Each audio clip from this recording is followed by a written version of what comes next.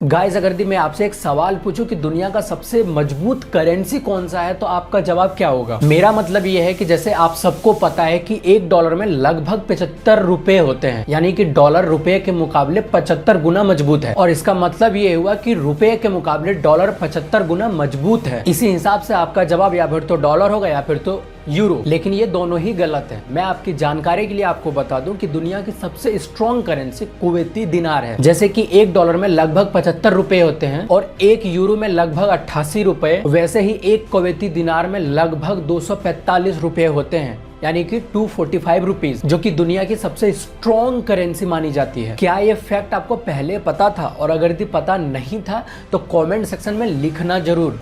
Guys, क्या आपको पता है कि जब भी आप अपना कार या 4 व्हीलर को हाई स्पीड में चलाते हैं तो उसकी ईंधन का खपत यानी कंजप्शन 2 गुना हो जाता है। और अगर हाई स्पीड पे कार चलाते वक्त आपकी कार की खिड़कियां खुली है तो 10% ज्यादा ईंधन यानी कि फ्यूल खपत होती है। इसीलिए जब भी आप अपने कार को हाई स्पीड में चलाएं तो आप अपने कार की खिड़कियां बंद कर लें। बाय द वे, मैं आपको एक बात बता दूं कि जब भी आप अपने कार को 45 किलोमीटर से लेकर 75 किलोमीटर पर आवर के स्पीड से चलाते हो तो उस वक्त आपके कार के ईंधन की खपत यानी कंजप्शन लोवेस्ट होती है। गाइस, ये इन्फॉर्मेशन आपको कैसा लगा कमेंट सेक्शन में लिखना मत भूलिएगा।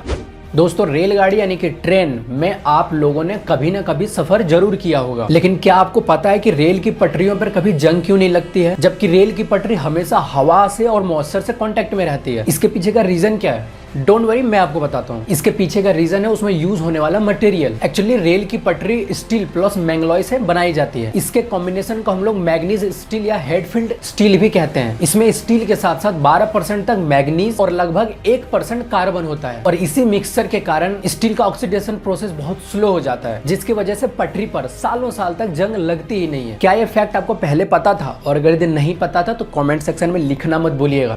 अगर यदि मैं आपसे एक सवाल पूछूं कि प्लास्टिक मनी किसे कहते हैं तो आपका जवाब क्या होगा? जी हाँ, आप बिल्कुल सही सोच रहे हैं।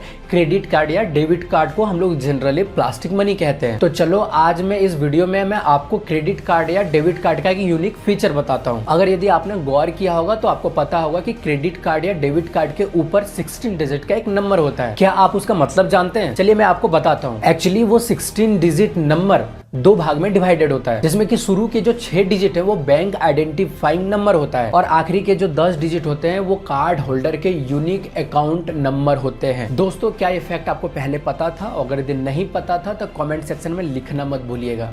गाइस, अक्सर आपने हिंदी फिल्मों में कोर्ट के कटघरे के सामने आपने गीता या कुरान पे हाथ रख के कसम खाते हुए देखा होगा, लेकिन असल जिंदगी में ऐसा कुछ भी नहीं होता है। इनफैक्ट ऐसी चीजें अंग्रेजों के जमाने में हुआ करती थी, लेकिन आजकल ये सब चीजें बंद हो गई है। लेकिन सवाल ये है कि अंग्रेजों के जमाने में ऐसा क्यों किया जाता था? लेकिन उसके पीछे का रीजन ये है कि जब अंग्रेज इंडिया आए थे तो उन्होंने देखा कि यहाँ कल्चर को लेकर लोग बहुत भावुक है, इमोशनल है। इसीलिए जब भी कोई कटघरे में खड़ा होता था तो उसे गीता या कुरान पे हाथ रख कसम खाने को कहा जाता था, क्योंकि अंग्रेज ये मानते थे कम से कम गीता कुरान पे हाथ रख के यहाँ के लोग झूठ नहीं बोलेंगे। लेकिन आज के जमाने में खैर रहने दीजिए। ये इन्फॉर्मेटिव वीडियो आपको कैसे लगी चैट सेक्शन में जरूर लिखिएगा और ऐसे ही मजेदार वीडियोस के लिए हमें यूट्यूब पे सब्सक्राइब जरूर कर लें और अगर आप ये इंस्टाग्राम पे देख रहे हैं तो हमें फॉलो करना ना भूलें।